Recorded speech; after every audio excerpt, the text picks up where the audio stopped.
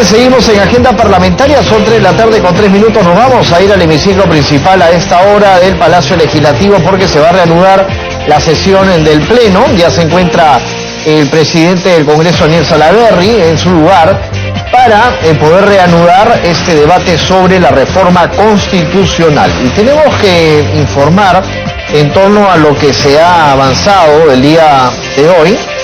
Hay mociones de saludo también. Vamos a ir con las mociones de saludo, luego les vamos a estar contando lo que se está tratando. Conmemorarse el 194 aniversario de instalación de la Corte Superior de Justicia de Arequipa, a celebrarse el miércoles 24 de julio de 2019.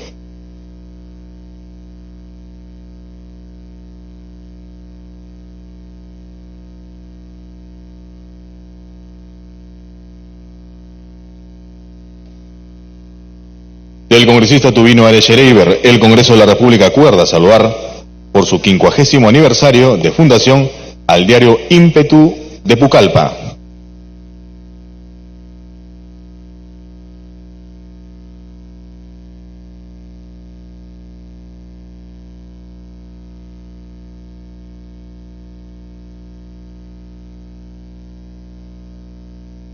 De la congresista Montenegro Figueroa, el Congreso de la República acuerda expresar el más ferviente saludo y felicitación al diario Nuevo Norte, al conmemorarse el 20 de julio del año en curso, el 24º aniversario de fundación institucional.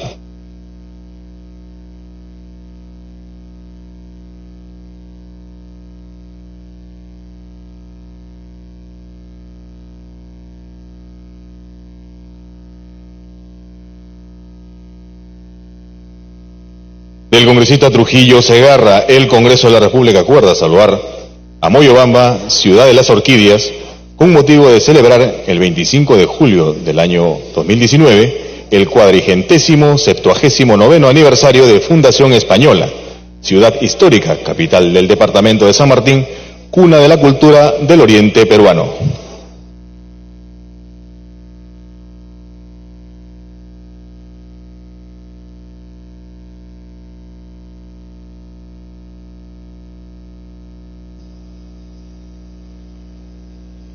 De la congresista Pariona Tarqui, el Congreso de la República acuerda expresar un saludo a las trabajadoras y trabajadores sociales del Perú, al conmemorar el aniversario de creación de la carrera profesional de asistenta social, hoy trabajo social.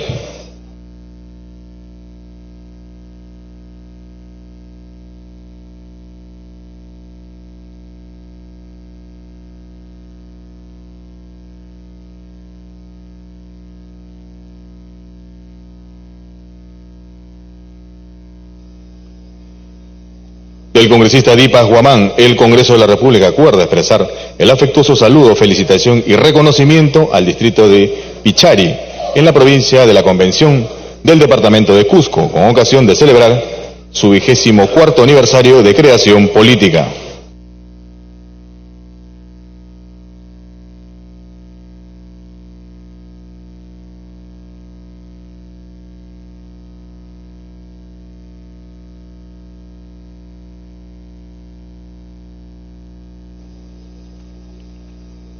De la congresista Echevarría Guamán, el Congreso de la República acuerda expresar su más cálido saludo y felicitación a la provincia de Junín, perteneciente a la región Junín, en la persona de su alcalde, señor, y por su intermedio a todas las autoridades políticas, civiles, policiales y eclesiásticas, así como a la población en general, con ocasión de conmemorarse el 6 de agosto el 195º aniversario de la batalla de Junín.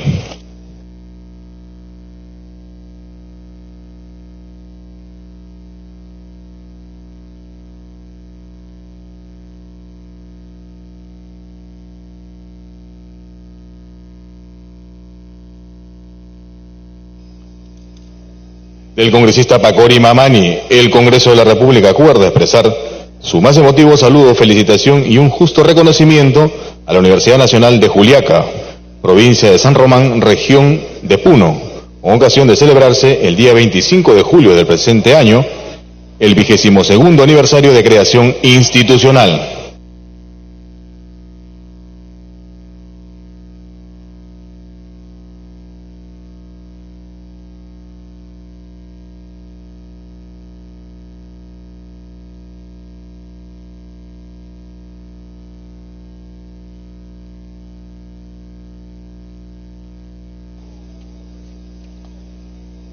De la congresista Melgarejo Paucar, el Congreso de la República acuerda saludar a la provincia de Huaylas por conmemorarse el 25 de julio su 162 aniversario de creación política.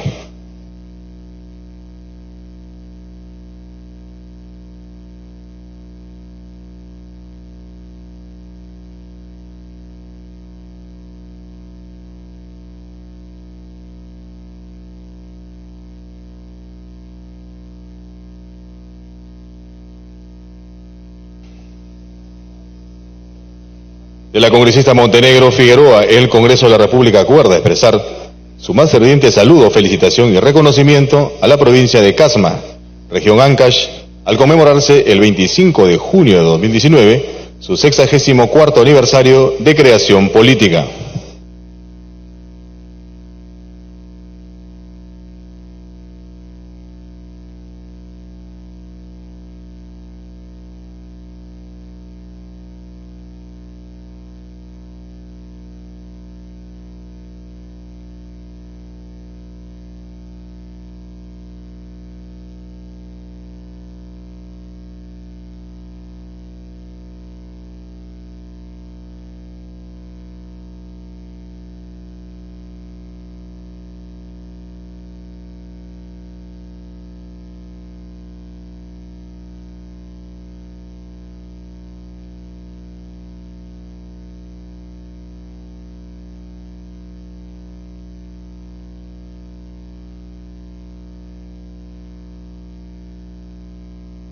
Bien, se han estado llevando a cabo entonces las mociones de saludo en esta sesión que se ha reanudado hace unos minutos, y esto se ha dado con el proyecto de reforma constitucional de los artículos 34 y 39 de la Carta Política referidos a los impedimentos para ejercer la función pública. Con esto se inició la sesión del Pleno. Inicialmente la presidenta de la comisión, Rosa María Bartra, dijo que no procedía a someter de inmediato a votación el dictamen de reforma constitucional sobre impedimentos para ser candidato a un cargo de elección popular y que merecía pues un debate profundo y reflexivo.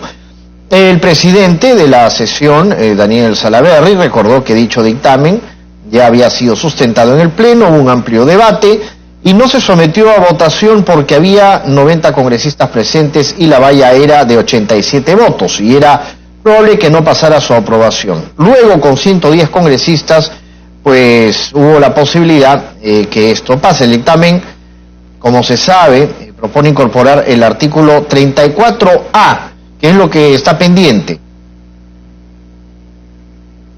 Uribe, el Congreso de la República acuerda expresar el más ferviente y caluroso saludo al distrito de Colonia, provincia de Yauyos, al celebrarse el 15 de julio el 83 aniversario de creación política. A la vez hágase votos para que continúe por la senda del progreso y desarrollo sostenido, reinando siempre la concordia entre sus habitantes.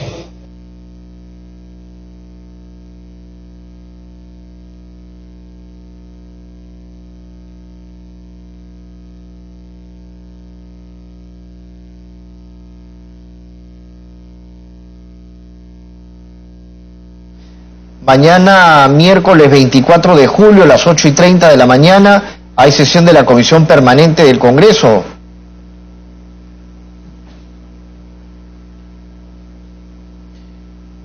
Por disposición del presidente del Congreso de la República, se ha citado a cada uno de los congresistas a la sesión de la Comisión Permanente que se va a realizar mañana miércoles 24 de julio a las 8:30 en la Sala Grau.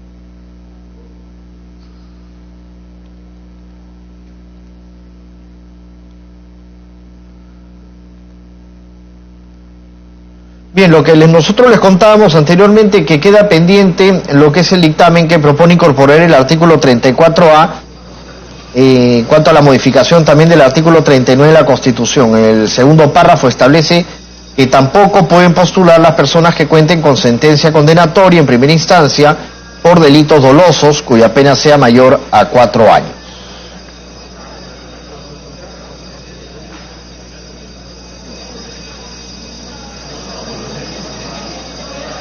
Sobre este tema, tenemos que contarles también que, por ejemplo, el congresista Javier Velázquez Quesquén dio su punto de vista en torno a lo que ya había expuesto la presidenta de la Comisión de Constitución, Rosa María Bartra, indicando que este dictamen tiene que ser debidamente debatido.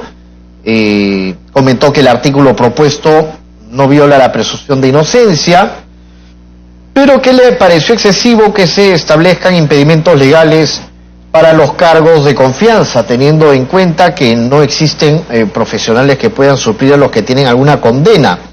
Todo es relativo, fue lo que dijo el congresista Javier Velázquez Gesquén más temprano. Mientras que el congresista Gino Costa dijo que el texto se encontraba listo para ser votado, y el congresista Víctor Andrés García Belaúnde opinó que la constitución política no puede ser reglamentarista y lo que se propone puede ser incluido en una ley, en un código electoral, y llevarse a cabo desde las próximas elecciones generales. El congresista Luis Iberico dijo que había que tener presente la presunción de inocencia y que el delito doloso es amplio y se puede entrar en generalizaciones. La modificación del artículo 39, en tanto, propone que todos los funcionarios y trabajadores públicos están al servicio de la nación. Establece que el presidente de la República tiene la más alta jerarquía, siendo seguido de los representantes al Congreso, ministros de Estado, miembros del Tribunal Constitucional y del Consejo de la Magistratura, los magistrados supremos, el fiscal de la Nación y el defensor del pueblo en igual categoría, y los representantes de organismos descentralizados y alcaldes de acuerdo a ley. Hasta ahí quedó entonces la sesión para luego ser suspendida hasta esta hora que se está reanudando y en donde se va a continuar tratando los diferentes temas de la reforma constitucional.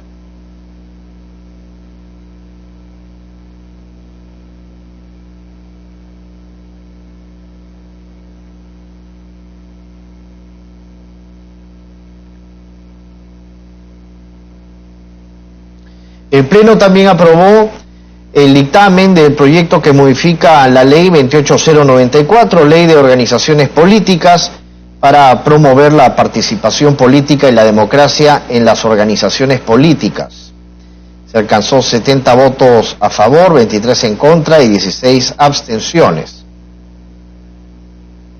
Se exoneró de la segunda votación a propuesta de la presidenta de la Comisión de Constitución, Rosa María Bartra, con 62 votos.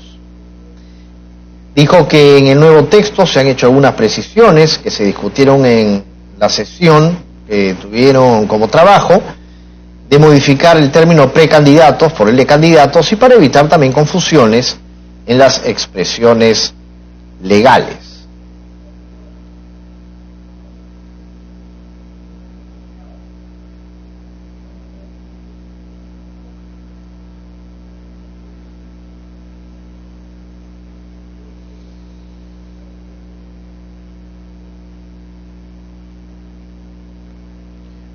En torno a este tema, a este dictamen del proyecto que modifica la Ley 28094, hay que resaltar que el jurado de elecciones, primero, antes que nada, el artículo 21 señala que las elecciones primarias determinan las candidaturas y su orden en la lista correspondiente. Para efectos de las elecciones primarias, los organismos del sistema electoral ejercen funciones como el Registro Nacional de Identificación, el Estado Civil RENIEC, elabora el padrón electoral, la OMPE organiza las elecciones primarias. Además, el Jurado Nacional de Elecciones facilita el acceso a las bases de datos en ventanilla única, fiscaliza las hojas de vida de candidatos en primarias y candidatos designados, resuelve conflictos en materia electoral y proclama a los candidatos elegidos.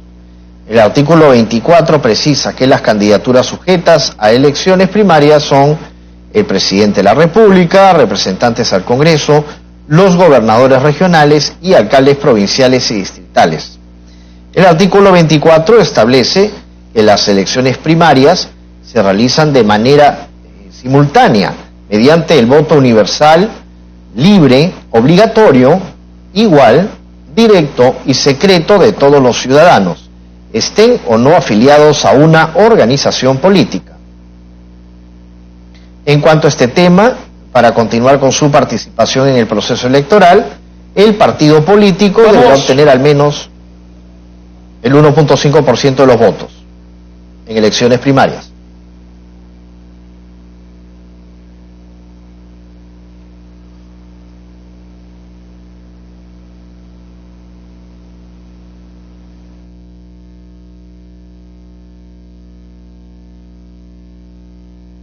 Vamos a continuar con el debate, vamos a esperar algunos minutos para que pueda estar presente la presidenta de la Comisión de Constitución, porque de repente se plantean algunas modificaciones o observaciones que ella tendría que escuchar.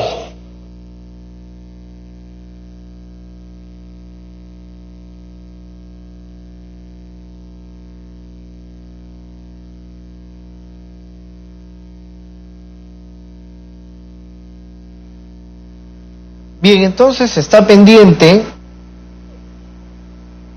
el dictamen que propone incorporar el artículo 34A y modificar el artículo 39 de la Constitución. Se van a hacer algunas modificaciones a cargo de la Comisión de Constitución y de sus integrantes. Eso entonces se está esperando a que pueda también llegar la presidenta de la Comisión de Constitución, Rosa María Bartra, para poder dar inicio a las explicaciones del caso y luego continuar con el debate.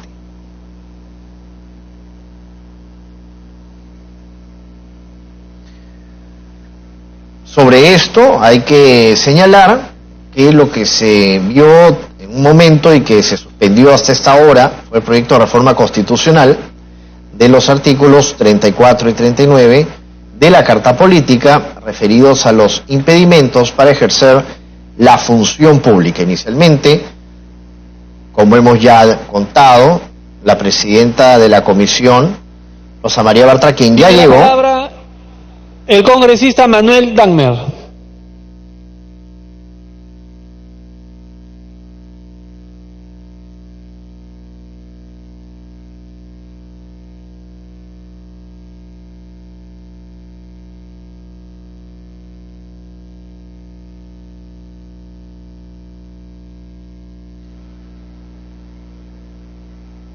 Señores congresistas, vamos a empezar el debate.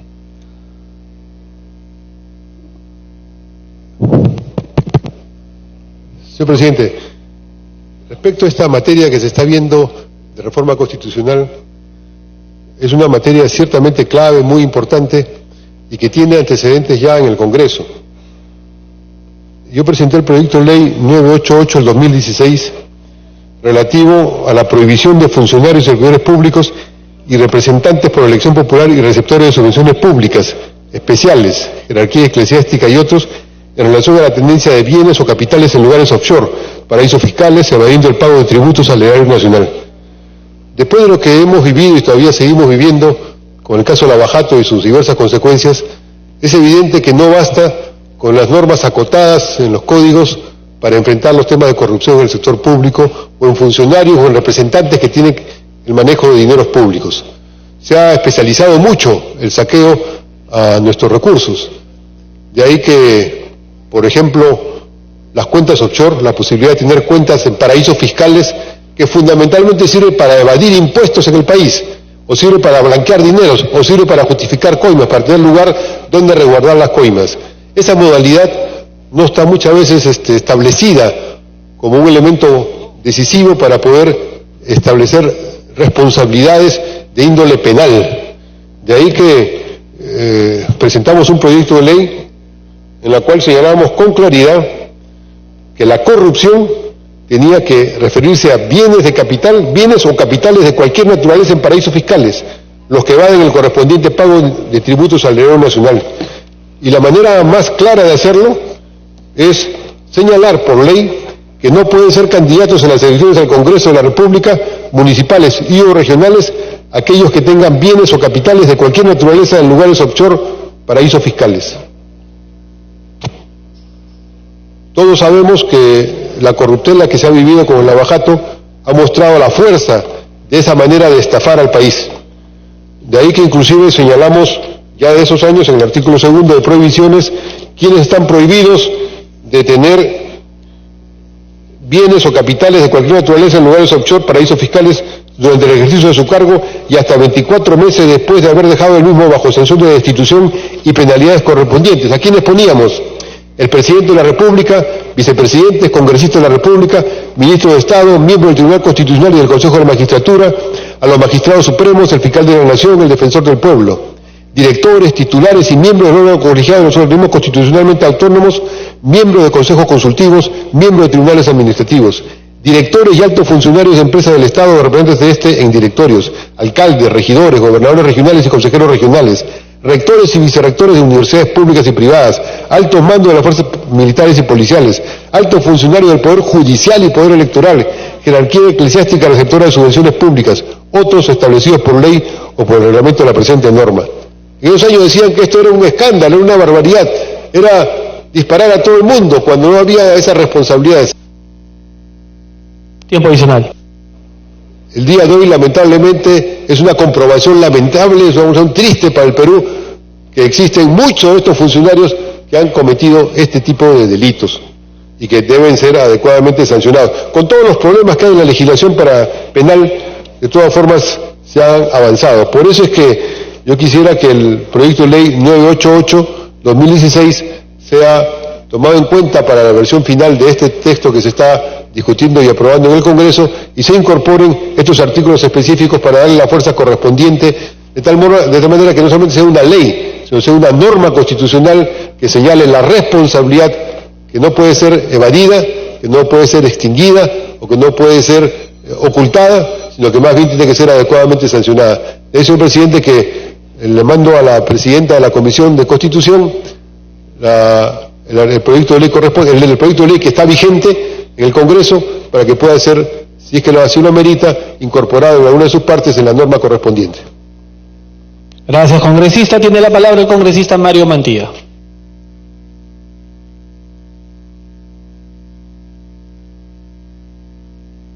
Muchas gracias, presidente. Presidente, ya en una sesión pasada tocamos el tema de los famosos derechos universales, los derechos fundamentales del ser humano, que estos no pueden ser violentados arbitrariamente por un Estado. Hablamos de lo que significa la teoría de la convencionalidad, en el sentido de que nosotros no podemos emitir normas, ni nuestra Constitución puede estar por encima o puede ser contraria a los tratados sobre derechos humanos, que son normas supranacionales. Escuchamos algunas ponencias de algunos colegas que estuvieron presentes esa vez, donde decían que los derechos fundamentales o derechos humanos no son absolutos, pero son relativos y se pueden modificar. Tampoco es esta posición la que ha adoptado nuestro Tribunal Constitucional, sino la teoría de la institucionalidad. Es decir, con el ánimo de proteger de repente a una institución, en este caso de la corrupción que tanto se habla, se pueden de repente restringir algunos derechos fundamentales. Pero, como lo dice el mismo tribunal en diversas sentencias que han sido reproducidas por la Universidad Católica del Perú a través del doctor Juan Ulises Salazar Lainez, esta vulneración o este rasguño que se le puede hacer a los derechos fundamentales no tienen por qué transgredir la esencia del derecho fundamental. Y en este caso específico, el tema que estamos tratando, presidente, estamos hablando del derecho a la presunción de inocencia. Y si nosotros queremos vulnerar o tocar la presunción de inocencia, tenemos que ceñirnos estrictamente a lo que también dice nuestra legislación. Y en esa oportunidad, presidente, leímos lo que dice nuestro Código Procesal Penal como principio del nuevo modelo procesal penal, en el artículo 2 del título preliminar, que dice: toda persona imputada de la comisión de un hecho punible es considerada inocente, y escuchen lo que dice aquí, y debe ser tratada como tal mientras no se demuestre lo contrario y se haya declarado su responsabilidad mediante sentencia firme, debidamente motivada. Es decir, que toda persona, señor presidente, debe ser considerada inocente y así debe ser tratada mientras no exista sentencia firme. Entonces, cuando nosotros queremos acá decir primera instancia, sentencia de primera instancia, presidente, estamos vulnerando el principio de presunción de inocencia. Claro, muchos dirán, ¿no? Sí, pero hay que proteger al Estado de la corrupción y tantas cosas más. Correcto, pero para esto también el Tribunal Constitucional se ha pronunciado. Podríamos tocar, pero siempre y cuando exista pues los famosos principios de proporcionalidad y de razonabilidad. Hemos escuchado lo que ha informado la presidenta de la Comisión de Constitución y realmente los porcentajes de personas que han postulado a un cargo público por elección popular, ¿no?, con sentencia de primera instancia, pues son poquísimos. Entonces, no se adecúan o no se enmarcan dentro del principio de razonabilidad ni proporcionalidad. En ese sentido, presidente, yo particularmente considero de que aquí se debe establecer un parámetro intermedio. Y ese parámetro intermedio puede ser pues una sentencia de segunda instancia, como ya se ha adoptado para el caso de los consejeros regionales, para los casos de los gobernadores regionales, que pueden ser inclusive suspendidos los cargos cuando tienen sentencia en segunda instancia, ¿no? Pero no en primera instancia, porque ahí sí estaríamos vulnerando, más allá de lo permisible, un derecho fundamental que viene a ser el principio de presunción de inocencia. Hemos hablado también en una zona anterior, presidente, del famoso principio de progresividad en la aplicación y la interpretación de los derechos fundamentales. Si nosotros ya hemos avanzado, ¿no?, con la consideración del principio de presunción de inocencia en nuestra Constitución y en nuestro Código Procesal Penal, ¿por qué tenemos que retroceder? No podemos retroceder y volver a foja cero, señor presidente. Por eso yo les digo, debemos buscar puntos intermedios. Y ese punto intermedio viene a ser justamente la segunda instancia. Ahora, algunos dirán, sí, pero primera instancia, que para proteger. Pero, señor presidente, nuestra legislación procesal también permite que alguna persona que comete un delito pueda ser privada de su libertad, ¿no?, a través de una prisión preventiva, siempre y cuando existan suficientes y graves elementos de comisión para privarle de la libertad.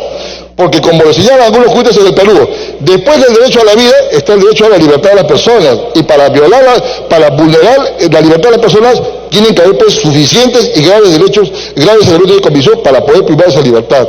Entonces, no es que simplemente se trate de, por quedar bien ante el Ejecutivo, por quedar bien ante la población, que muchas veces no distingue en qué consiste un derecho humano, un derecho fundamental, tengamos que vulnerar por cualquier motivo estos derechos, señor presidente. Entonces, en ese sentido, presidente, yo considero, como le digo, de que se debe respetar mínimamente una segunda, bueno, como digo, una sentencia de primera instancia para poder de repente limitar el acceso a poder postular a un cargo público. Muchas gracias.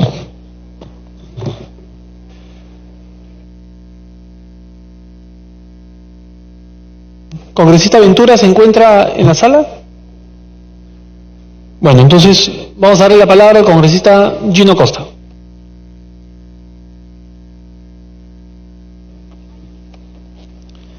Gracias, presidente. Presidente, algunos comentarios en relación con algunas sugerencias que se han hecho después del debate que hemos tenido en la Comisión de Constitución y en el Pleno. El colega García Belaunde sugiere que él preferiría, digamos, que el impedimento operara a partir del momento en que una persona tiene acusación fiscal. Hay muchos países que tienen el impedimento a partir de ese momento, pero la propuesta del Ejecutivo ha decidido ser un poquito más conservadora y esperar a una sentencia en primera instancia, que es cuando en sentido estricto se rompe la presunción de inocencia, porque ante un tribunal de justicia se ha establecido, digamos, la responsabilidad penal.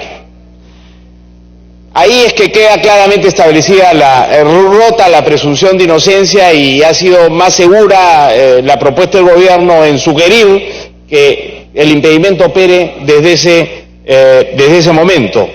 Yo no tendría ningún problema en escoger, digamos, la acusación fiscal como en el momento en el que opere el impedimento. Como digo, hay otros países que lo tienen y creo que sería preferible. Pero no había en la Comisión de Constitución consenso en relación con esa fórmula, no había consenso en relación con esa fórmula en la Comisión de Constitución, y por eso logramos consenso en la primera instancia, que es el proyecto, digamos, del Ejecutivo, presidente, y es concordante con la Constitución, que establece, ¿no es cierto?, que la presunción de inocencia se quiebra con una sentencia de un tribunal de justicia independiente. No establece la Constitución que es en primera o segunda instancia, basta el pronunciamiento en primera instancia del sistema de justicia, y de la misma manera lo dicen las convenciones internacionales sobre la materia. Me pide, presidente, el congresista Mantilla una interrupción. Congresista Mantilla tiene la interrupción. Muchas gracias, presidente. Muchas gracias, Costa Costa. Señor presidente, yo quiero hacer una aclaración. O sea, no es que con una sentencia de primera instancia se quiebra el principio de presunción. Nuestro Código Procesal Penal dice bien claro, señor presidente. Dice así: